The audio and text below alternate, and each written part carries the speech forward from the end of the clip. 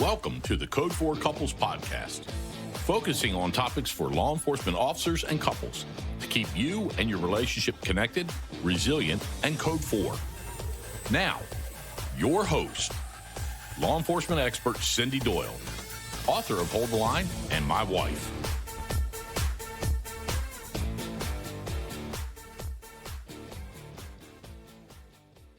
Back to Code 4 Couples, guys. Today, I have a special guest. His name is Michael Sugrue, and I will tell you that I first heard from him in January of 2020. He DM'd me over LinkedIn with, hey, here's some information. Maybe you'd be interested. And he's a little tenacious. He DM'd me a couple times and I kept watching it, and he sent me a video that he did for the California Highway Association or California Police Association, one of the two. And that's where I was like, okay, I need to get this guy on. But as you know, I've been not recording lately. So this is a treat to have him on. Our schedules fit together. And so he is here today. Let me tell you a little bit about him, because you're going to want to listen to this whole entire podcast. Trust me. Michael Sugrue is a retired police sergeant with the city of Walnut Creek with over 14 years of service, including specialized assignments as a field training officer, SIU detective, and undercover special agent assigned to California Department of Justice Drug Task Force. Before becoming a police officer, though, Michael served 6.5 years in the Air Force as a captain specializing in global force protection, anti-terrorism, and air base ground defense, nuclear security, and law enforcement. That's a mouthful for me. As a new sergeant, Michael encountered a situation that was not only tragic and overwhelmingly surreal, but it was a call for duty that changed his life forever. Michael found himself in reckless abandon and on the verge of self-destruction until he mustered the courage to ask for help. Michael tells a story of survival, recovery, and healing after a deadly force incident and wants others to know that they are not alone. So, Michael, thank you so very much for joining us today. I really appreciate it. Thanks for having me. It's my pleasure. There is a lot. I was like, that is a mouthful to get through, but your story and what I love to do on my podcast is share stories, because I love the fact that you're saying it took a lot of courage to step out and ask for help, helping people know that they're not alone. And that's a big part of what I like to do. I share my own stories. I share other people's stories. So story is always really important to me. And you have quite a story to tell for sure. So let's start there. I know you've made it a mission to share your story and impact families and officers with your story. So tell us a little bit about your story, wherever you want to jump in. Let's just go back to 2012, the end of 2012. And my life was perfect at that time. I was happily married. I just bought my dream house. I had been sergeant a month earlier, and I had a beautiful daughter who was a couple years old. And it seemed like my life everything was falling into place. Everything was on the path of success. And it almost seemed surreal that things were so good. Fast forward to December 26th of 2012. And this was my second solo shift as a patrol sergeant. The shift started the day after Christmas. We worked the graveyard shift. So at that time, it was 9:30 at night till 7:30 in the morning. And this particular day was my Friday. So we were going to be off for several days after this. I just had to get through this shift. I remember that night having a great dinner with my wife and daughter and going to work. And usually the day after the holidays is very quiet. It's very uneventful, not much going on. Right. I remember at lineup, the patrol team, everybody was in a good mood. We just celebrated Christmas and it was our Friday. So they were going to be off for a few days. We got through lineup, and initially there was another team on the street, the swing shift team, but they went home about 1 a.m. At that point, I was the only supervisor on duty for the entire city. And my patrol team was minimum staffed because of the holiday. And, the shift was very quiet, not much going on at all. And around 3 a.m., kind of out of nowhere, there had been no calls for service for hours, nothing on the radio. The dispatcher, in a very panicked voice, like I'd never heard before, starts yelling that there is for service with a woman inside a condo or apartment and a subject armed with a knife. And I remember just immediately the hairs on the back of my neck stand up. I threw everything to the side, put my car in a drive, turned the lights and sirens on, and I could hear all the other officers on the radio answering up. Everybody's going to this call. And I remember it was on a residential street with condos and high-rise apartments. I'm somewhat familiar with the street, but not with this actual address of where the call was coming from. About halfway there, and we're literally talking seconds at this point, the dispatcher gives an update saying that now the boyfriend and girlfriend are barricaded inside a bedroom. Mm. I was really confused. So I asked the dispatcher for clarification and asked if there was a third party with a knife, or was it the boyfriend with a knife? And she said, no, there's actually a third party with a knife. And again, at this point, just total tunnel vision. I'm racing through the streets. There's no traffic. I remember pulling on a Creekside Drive, which is where this happened. It's very dark. It's hard to see the address numbers. And I'm looking. Suddenly I see the condo complex. And it turns out there's multiple rows of 2-story condos. And again, I don't know where this particular unit is. As I pull up and I'm first on scene, now the dispatcher starts screaming on the radio, saying, units, there's a struggle. And then the phone line went dead. So she lost all contact inside the condo. At that same exact time, I'm getting out of my patrol car and I can hear blood curdling screams, a female screaming for her life coming from the distance. And it sounds like somebody's either being stabbed or killed. And at the same point, thank God, one of my partners, she pulls up right behind me. And we know we have other officers coming, but we look at each other and just start running towards the screams because we got to get there. And we have to eventually crawl under a staircase. We get into an open courtyard of this condo complex and we see the condo. And literally right before we get to the condo, it goes dead quiet. So it goes from blood curdling screams to just an absolute eerie silence. We don't see anybody outside. Nobody's around the complex. And we try to make entry into the condo. I remember I tried kicking open the door several times, didn't have any luck. We're announcing ourselves and my partner notices there's a huge window, a louvered window the size of a door, which is completely shattered inside the condo. And so we again announce ourselves. We immediately go in. She goes in first. I'm right behind her. Our guns are out. Flashlights are on. And initially, we don't see any signs of a disturbance other than the smashed in window. I clear the downstairs. I don't see anybody, no signs of a struggle. We then get to the bottom of the stairwell. And at this point, we know there's no one downstairs, but we know we have to get upstairs. This is where the couple who's barricaded inside the bedroom is, and we have to get to them. And so literally I'm shoulder to shoulder with my partner, guns out, and we're yelling, police, come out with their hands up. Nobody's coming out. Seconds later, a male partially comes out at the top of the stairwell, and we can't see the right side of his body initially, but he's sweating profusely. His eyes are wide open. He's staring straight through us. He looks like a zombie is the best way to describe it. To this day, I've never seen anything like it. And at this point, our guns are pointed right at him. We're yelling at him, show us your hands, show us your hands. And there's literally no visible reaction. His eyes aren't moving. There's no facial expression. There's no body movement. He's just staring straight through us. At some point, 2 other officers come inside the condominium. One gets directly behind my partner and I yell for somebody to grab the taser. He says, I've got the taser. And then another female officer positions herself perpendicular to the stairwell. Moments later, the male comes out fully at the top of the stairs to where we can see his right side. And my partner yells, he's got a knife. He's got a knife. And I look, and initially I'm somewhat confused because I see a large blue object in his hand. And it turns out it was a large blue butcher's knife, a chef's knife. And I'd never seen a knife like this up until this point. And I don't know if it was tunnel vision or hyper focus, but I was able to see the glint of the blade, and I confirmed he's got a knife. And at this point, we're yelling, guns out, drop the knife, drop the knife. No reaction whatsoever.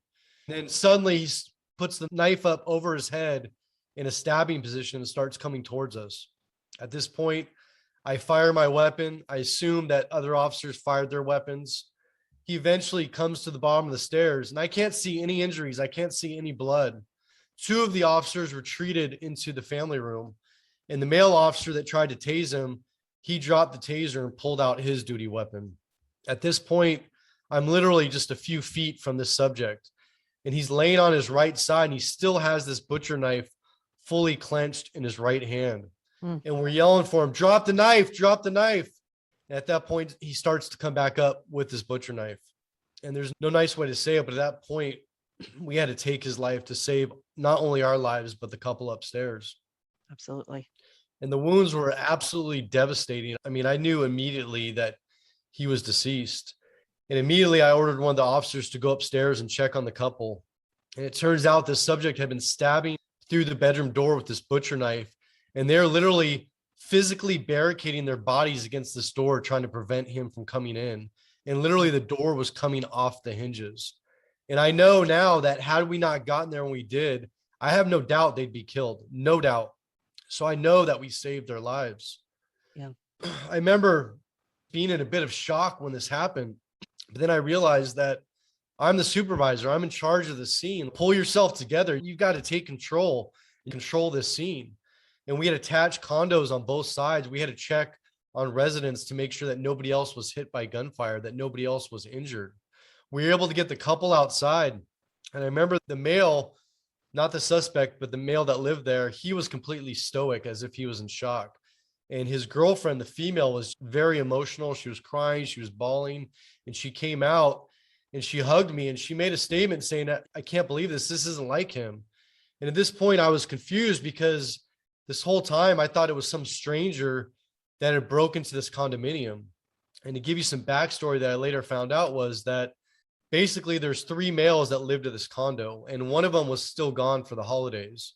And so the suspect with a knife, he actually lived there. And the other male was his roommate. The female was his girlfriend that was visiting. Earlier that night, they had come home from the holidays. They were hanging out. They were watching movies, making pizza, no issues whatsoever. At some point, the boyfriend and girlfriend go upstairs to the bedroom.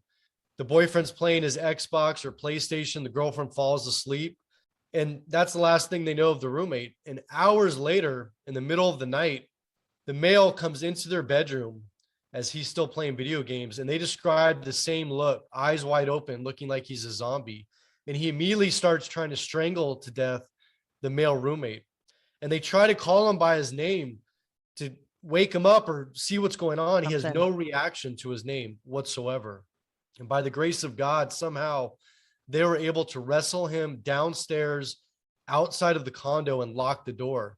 And that's when they ran back upstairs, barricaded themselves, and called 911. That male suspect then broke the window, grabbed a butcher knife in the kitchen, and headed straight up to their bedroom door and started stabbing through the door, trying to get to them. Wow. So this whole situation from the very beginning is tense.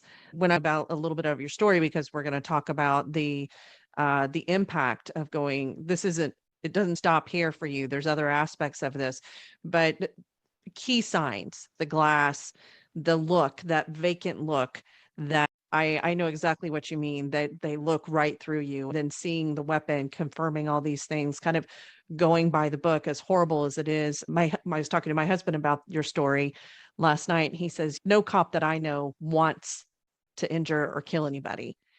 They do it because there is no other choice. I was talking to him about the story. He's like, that would have been horrible.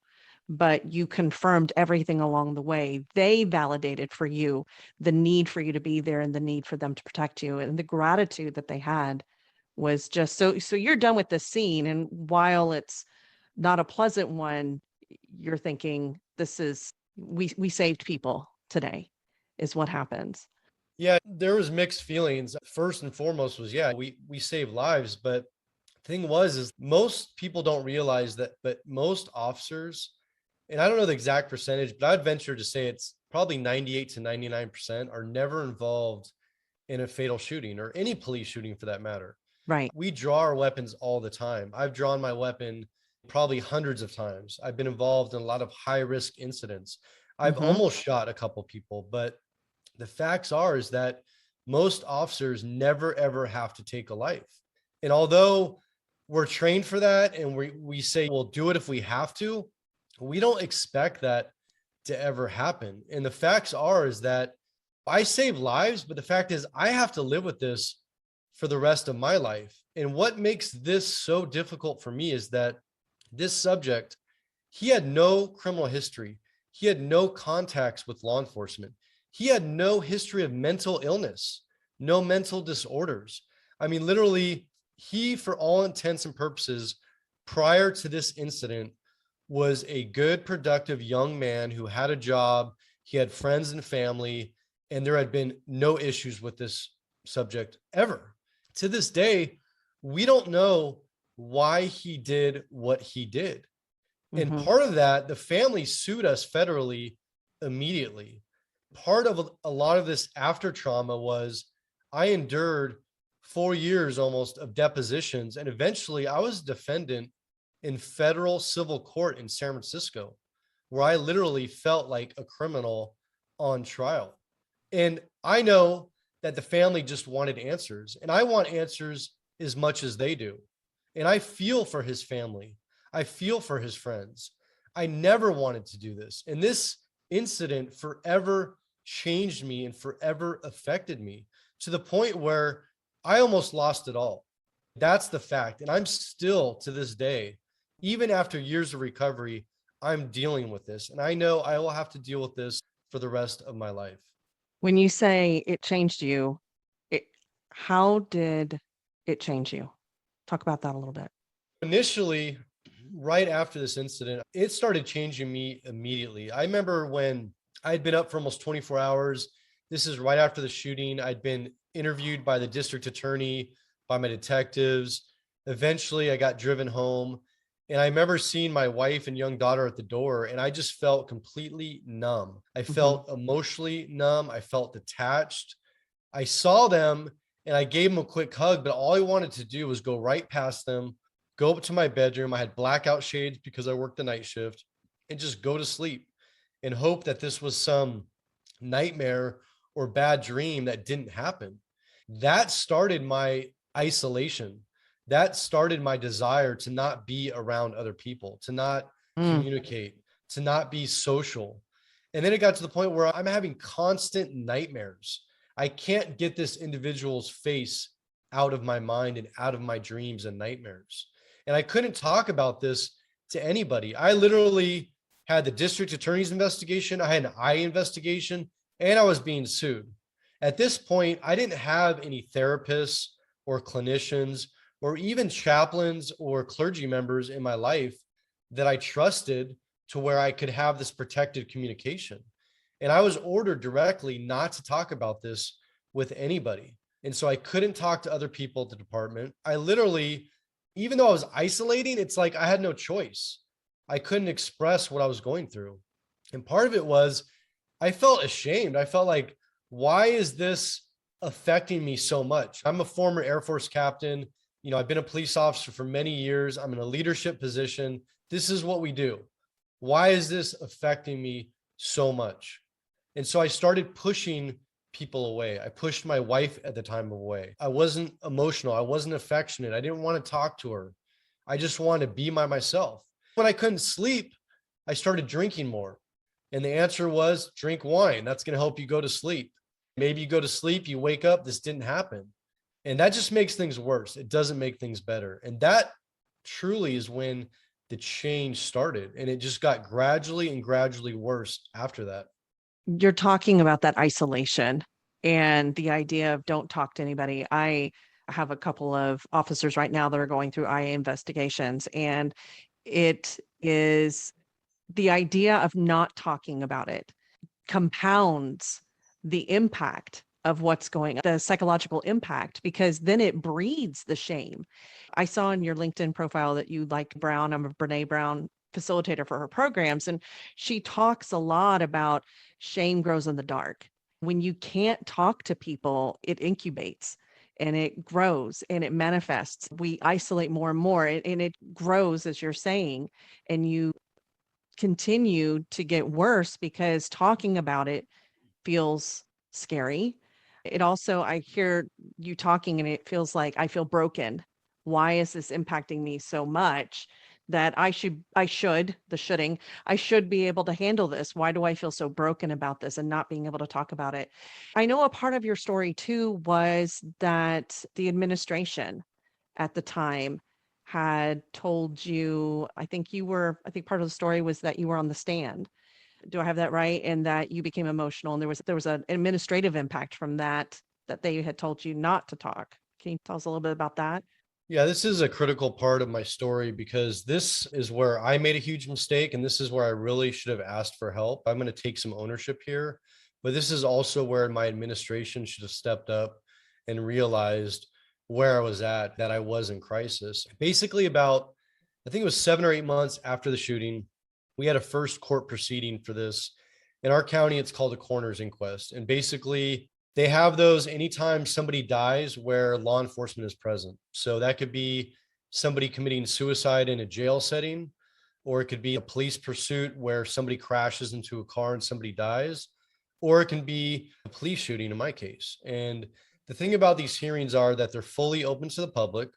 There is a judge or a commissioner, there's a full jury. And this was tons of people from my agency, the leadership, the detective bureau. I also had brought my wife at the time because I wasn't able to talk to her, but I was hoping she could go to this hearing and kind of see and experience it. And maybe she would have some empathy and compassion to maybe help me or dig me out of my darkness.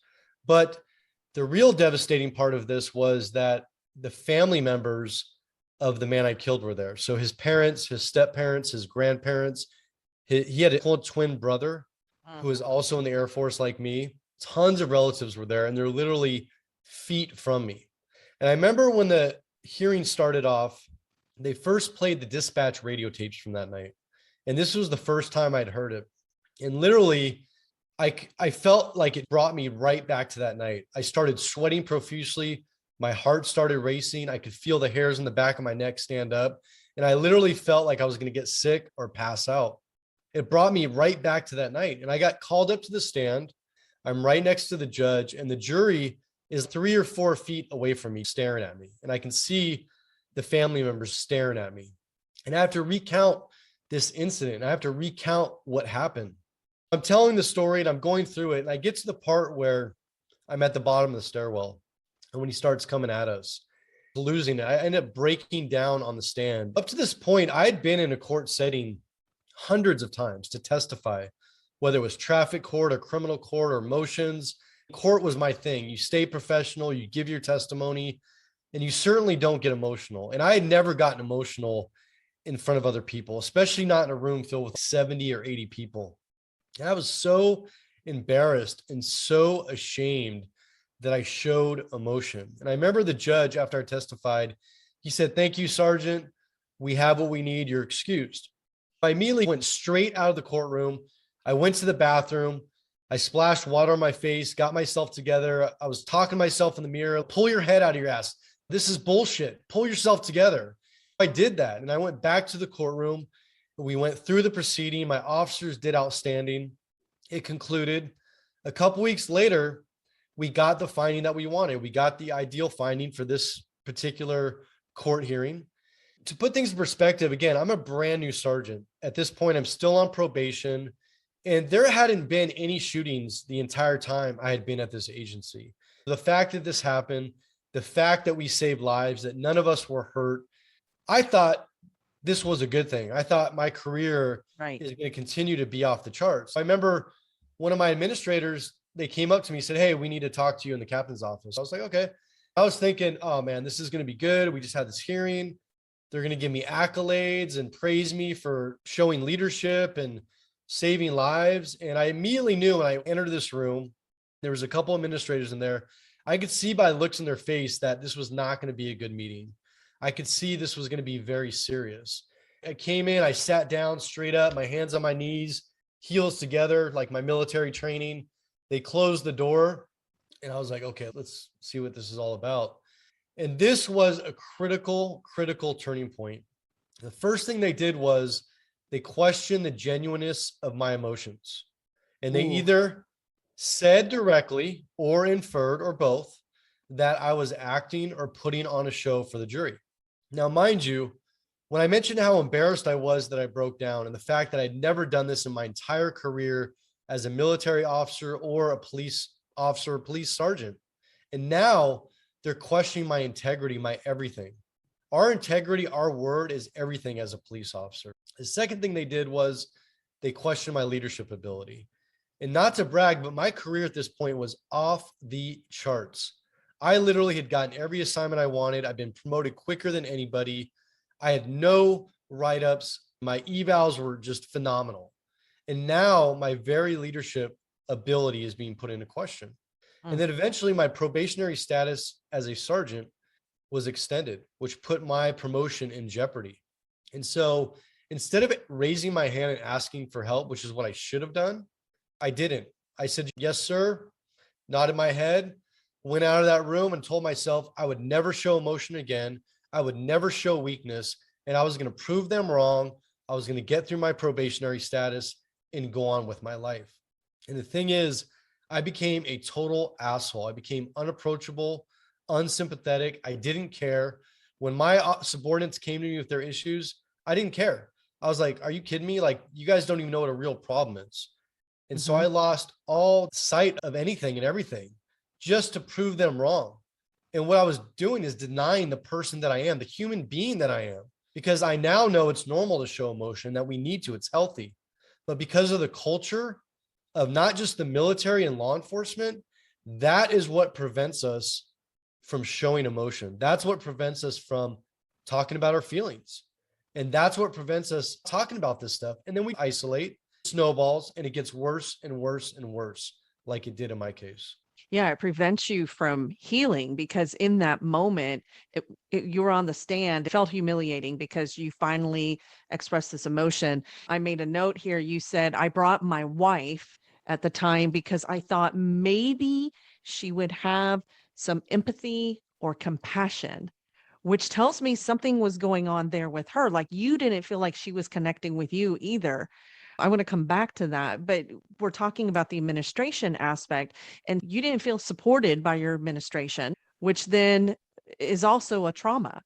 It's it's not the direct trauma. You had lots of secondary traumas as a part of this incident as it goes along. And I know Gil Martin talks about the idea that the administration trauma because of the lack of support, you need to have that going on. And I know spilling it over to current times that administration is maybe dancing for the public as opposed to backing officers or the department. So the shame that went along with that. And then on top of it to say, you know what, screw you, put the wall up. I'm going to overcome, and that overcompensation and stuffing and stuffing and stuffing the emotion. Can I go back to, I mentioned, said your wife at the time, you brought her because you were hoping that maybe she would show you some empathy or compassion. What was going on at home where you felt like that wasn't there? We started having real issues a couple months after the shooting. And I think basically because I cut her off and I pushed her away so much that she started to do the same. And she started to get numb and she started not to care. And I can't express to you how big of an impact this was for me, because literally this was when I needed her most. This is when I needed her to wrap her arms around me. I mean, physically, but in all aspects, and to be there for me. And what ended up happening was the polar opposite of that. And I felt further abandoned. And so not only did I feel abandoned by my administration, but now I'm being abandoned by my wife at the time. And months later, we ended up starting divorce proceedings, and I endured a very long, contentious divorce on top of the trauma of the shooting, of the ongoing lawsuit, of now health stuff, you name it. It was just all piled on top of one another, and it felt overwhelming. I felt like I was losing everything. A lot of people don't get the idea of psychological wounds, of those mental wounds, if you will. And one of the techniques that I use sometimes in session is if you were to think psychological wounds that you had being physical wounds, what would your administration have seen? What would your wife have seen? What would those wounds have looked like externally if everybody saw them? Now, are you asking for the symptoms, or how would I appear on the outside How physically or would you visibly to appear? them? How would you appear on the outside? Would you have a big gash across your chest? Would you be bleeding out? Would you have entrails? What would those physical wounds have looked like? The psychological wounds would have been physical wounds instead. Well, they would have been absolutely devastating. My heart would be ripped open. My life would be flowing out of me. It's as extreme as you could imagine. I would equate it to a visual of being shot and the blood coming out of you, the life coming out of you. It's that strong, it's that impactful. And I really advocate for post-traumatic stress injury versus Oh, disorder. absolutely. Yes. And Yes. it's for that very reason, because as you know, there are actual physical and chemical changes to the brain as a result of trauma. And that's part of the stigma, that's part of this culture, is that if we call it a disorder, that nobody wants to have disorder. I certainly don't. Correct. When you say that word, it's very negative. And we start thinking about our police contacts with crazy people, not people suffering from PTSD. And if you change that word disorder to injury, and if we treat it like we do a physical injury, how many officers have messed up knees and messed up backs and shoulders? And we accept that. And we say, okay, take off work, go see the doctor, go to physical therapy. Maybe you need some injections. Maybe you need to go to the doctor. But we don't do that when it comes to post-traumatic stress injuries. And that's where we need to change the perception. We need to change the focus.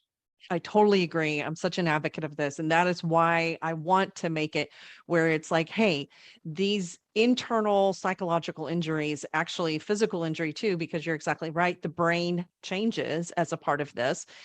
Those injuries aren't seen, but that doesn't mean they're not injuries. And as a spouse or friends, if you are maybe seeing some of this with somebody else that you know of, it's got to be you showing up as if it is a physical injury. Think of it mentally as, okay, they're wounded. How am I going to take care of them? Spouses a lot of times don't know what to do or how to do or how to support. Am I going to enable this? How do I kick them in the ass and get them to stop doing whatever, yelling, screaming, and people don't know how to get to somebody or how to reach somebody who is struggling with post-traumatic stress injury. It is very much like caring for someone that has cancer. They have an illness, and we have to think of it that way. When you think of, you talked about a little bit about what you needed, which was the support. I say like holding space, somebody that would have been available to say, dude, talk to me about what's going on. Anything else that people around you could have done to get to you at that point of time after the administration said, suck it up, buttercup?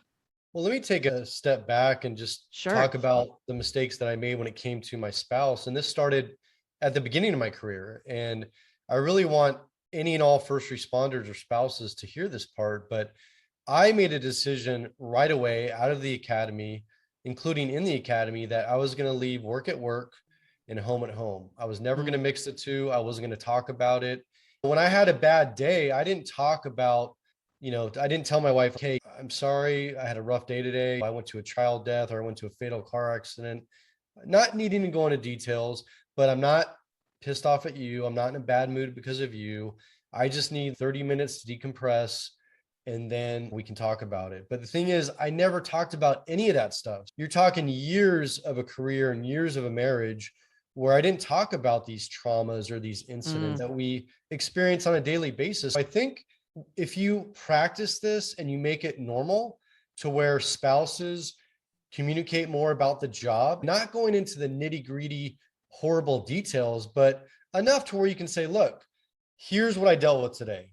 If you want to know more, I'll be happy to go into that. But I want you to know it has nothing to do with you. It has nothing to do with the kids, because our spouses, they get beat up mentally and emotionally because they think that we're pissed off at them. They think that it's not a bad day at work, it's a bad day at home. We need to open up that communication and really express to our spouses and significant others that this isn't you, this is me. Let me decompress, then we can talk about it. And that way, it's normal for you guys to address these things. In my case, it wasn't normal. You don't go years of talking about it. And now I have this huge, huge trauma incident. I'm not going to talk about that either.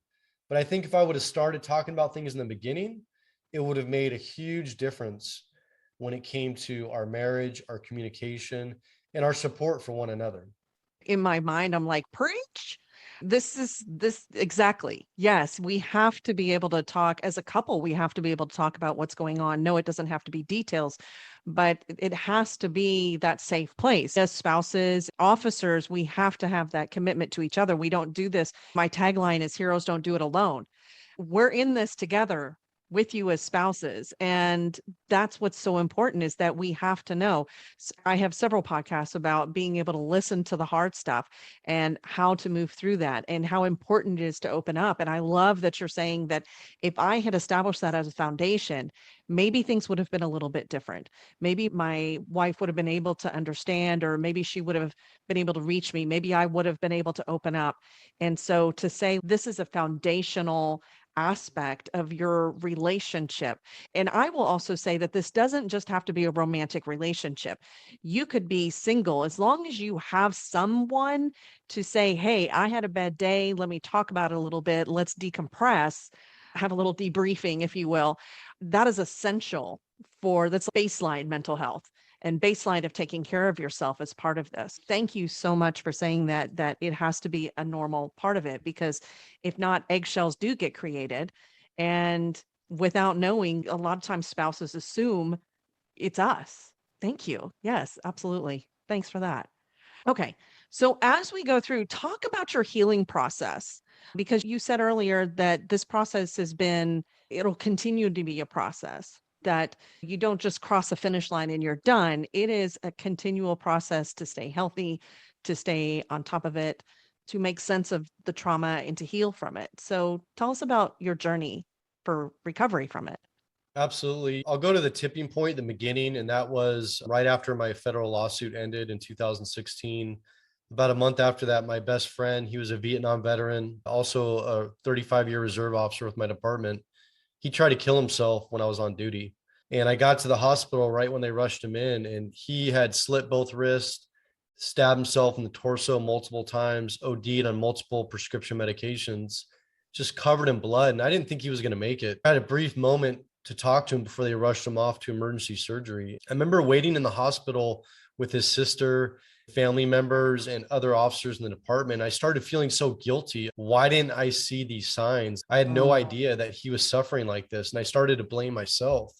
And all I could think about at that time was my daughter, and that I couldn't do that to her. I couldn't allow her to have any kind of guilt or feelings, because at this point, which we really haven't mentioned, but I need to mention here, is that I was purposely placing myself in dangerous situations at work, hoping I died in the line of duty.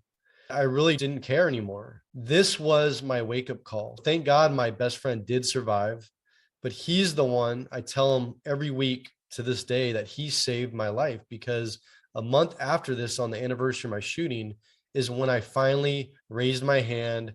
I made the phone call and asked for help. And it was the most difficult thing I've ever done, but I know now it's the most courageous and bravest thing I've done. That was the first step. But the real key things that happened was I got connected very quickly with a culturally competent therapist who only works with first responders. And she gets it. And I remember on day one, she shared a very deep, dark, personal traumatic experience with me, so much that I knew I could trust her with my life. I could tell her anything, and I knew that she got it. And that built a trust, which is key.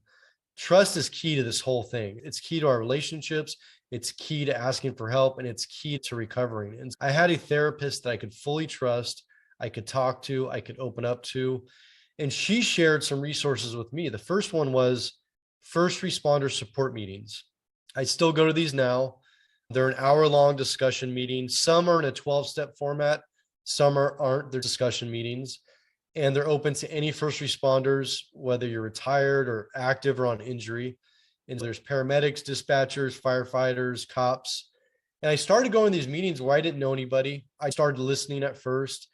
And I started seeing my peers, grown men and women, sharing these experiences, opening up, expressing their feelings. And it was the first time in my professional life I had ever seen anybody do this. And that gave me a couple key things. One, the awareness that I wasn't alone, that there were so many other people just like me that were suffering from the same type of things, dealing with it the same way with the negative coping mechanisms, I realized that it gave me the strength and courage to start sharing in an open forum. And now I had friends that I just met who I trusted completely. And how ironic is that I had people I worked with for years and years that I couldn't talk to. And now I literally just met people, and a couple weeks later, after a few meetings, I'm fully opening up and sharing. And to get that reaffirmation that, hey, you're not crazy, you're not special or unique. Like, we're all the same here. We're all human. We're all suffering. And I just felt like I wasn't alone anymore. And that was so key to my recovery. 5 months into my recovery, I went to the West Coast post trauma retreat, which is a week long residential retreat for only first responders. And they have clinicians, therapists, chaplains, peers who all volunteer for a week at a time for these clients, which I was. And again, I saw the same thing where I literally just met people, and a day later, we're all opening up and sharing. And again, it was knowing I'm not alone. My family kept growing and growing of people that I could trust, that I can count on. And I actually go back now and volunteer as a peer. I'm actually going later this month and give back. But I also know when I go back, it's for them, but it's also for me, because it refreshes all these things that I need to focus on, that I need to work on, because we can get complacent and a lot of this stuff is perishable and you have to work at it. There's no one magic pill or one magic thing that works for everybody. For me, it's an absolute combination approach. And so you talk about the therapy, you talk about the meetings, this retreat. I ended up going to Save a Warrior, another week-long program, but this one focuses on complex PTSD, or your childhood trauma, which I was in denial of most of my life. I never talked about. And we can go off on a whole nother tangent on that, but you need to address the childhood trauma. You need to address the work trauma. And as you mentioned, administrative betrayal, that often goes back to the childhood trauma because it's often abandonment. So we get abandoned early on. Now we find this new blue family. We think they have our back, and then they abandon us. That's what pushes us over the edge. That was all very foundational to my recovery. Now, what do? I still go to meetings. I still go to therapy. I now openly talk about my recovery on interviews like this, but I also travel across the country and I speak at conferences or law enforcement agencies or military agencies. And every time I do that, it's so healing. It's like that burden is coming off, because for so long I was ashamed.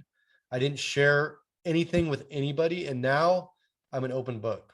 I will share anything and everything, because literally I have nothing to lose and everything to gain.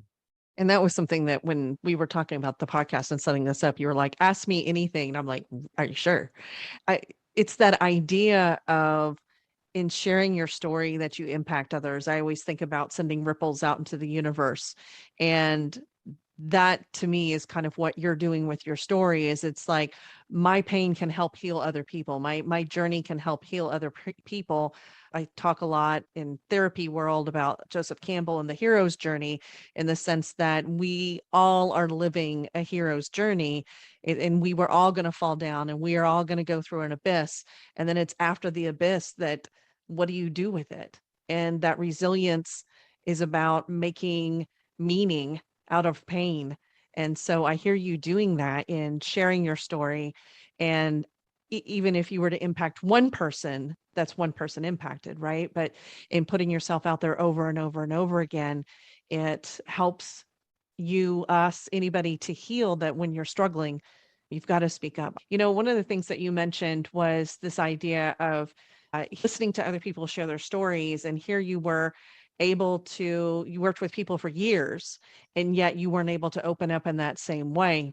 And this idea of vulnerability, I think vulnerability is contagious, in the sense of, when we see other people being open and being vulnerable, which is a dirty, dirty word. I have some of my people that say, you and the V word, it's what they call it. It's a dirty word. Being open. And there's something really, when you start seeing other people being open and vulnerable, there's something that opens up inside of ourselves. It's not just this idea of, because I saw people talking about it. It was the fact that you saw them sharing in a way that you could relate to, you can empathize with. you had compassion for that. And then in that, we often want to connect. And so that causes us to also share our stories. It's a whole process. And I want people to know that we don't run around being vulnerable. I think of it as being naked. We don't run around in our underwear all day. There are those people that we need to be open with, and finding those people in your life. And you found them in the support group, which I am going to make sure that I link that in the show notes so other people can access it. I think that's really important. That was the first responder support group meeting, is what you said, right? Yeah, you have to Google the First Responder Support Network. That's the Perfect. overall group, and they are the ones that manage the West Coast Post-Trauma Retreat. But there's a link, a resource link on their main website, and you can see a list of all these meetings, and there's a contact phone number where you can call the person, and then they'll tell you where you need to go, when the meetings are, and they just want to vet you to make sure that it's appropriate for you to attend these. But the best part is they're free. I mean, there's no cost to go to these meetings, and it's so healing. I mean, it's priceless, the amount of healing that occurs at these meetings. That's amazing. I know you have a book coming out that you have co-authored. Tell us a little bit about the book and what it's about. It's called Relentless Courage, Winning the Battle Against Frontline Trauma. And first, I want to give kudos to Dr. Shauna Springer, also known as Doc Springer. She is a psychologist who has worked with combat veterans most of her career and first responders. Also, a published author, a well-known speaker, and she is the one that made this project happen. I mean, it's because of her, and she has been phenomenal. So we're writing this book together, and the structure of it is there's 14 chapters. It goes all the way back to my childhood until current day. And the first part of every chapter is me telling my story in my voice. And the second part is separate, and it's Dr. Springer's observations, insights, recommendations, but in a global sense, so that anybody reading this book, whether you're a first responder or a family member, loved one, even just anybody on the street who doesn't know one, but you get to see the human side of all first responders, of all military members, and you get to see the toll that this job has on us because we are human. And so I really think this book is just going to be absolutely life-saving, earth-shattering. I know I'm a bit biased, but we are done with chapter 12. We have 2 more chapters to go. So we're still a few months out, but I'm just so excited about this project. And again, Dr. Shauna Springer is the one that made this happen. And I owe that to her. She's phenomenal, and she's doing phenomenal work out there. I did not know that was the concept of the book. And that is, for me, super exciting because you're matching up your story and your journey with this idea of insight, psychological insight, mental health insight, and seeing how I always call them the roots. Roots lead to change and decisions and consequences. Is going to be one amazing book that's going to change a lot of lives because people are going to be able to look and see and probably gain insight into themselves and to say, oh yeah, I can relate to that in a different way. So that's, I love that. I'm very excited. And what's the name of the book again? Say it again. Courage. Against Okay. frontline trauma. Okay. And I'll be sure to Um, post updates on that on my sites. I'm on LinkedIn, also on Facebook, just Sergeant Michael Sugrue. There's an Instagram with the same name. And I run another Facebook page called First Responders First. And so I'll be posting updates on all of those sites and letting people know as we get closer to when that's going to be published. any final messages that you want to make sure to convey to everybody? A couple. First and foremost is that you're not alone. What you're going through, if you're suffering in silence, get help. There's so much help out there.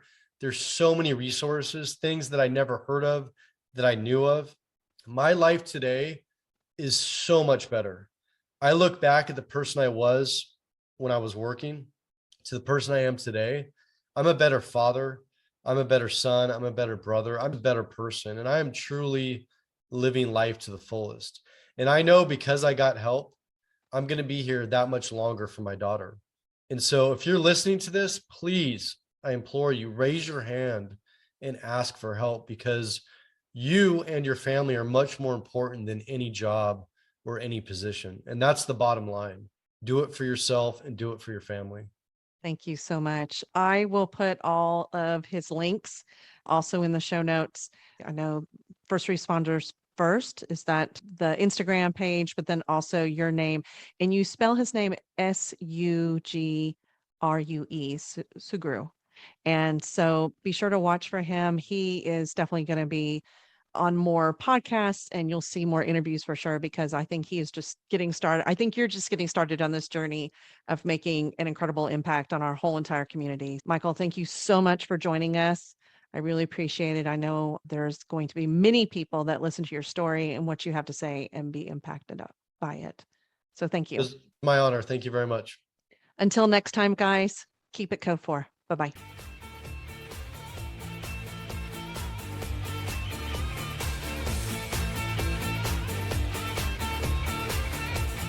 Thanks for joining us.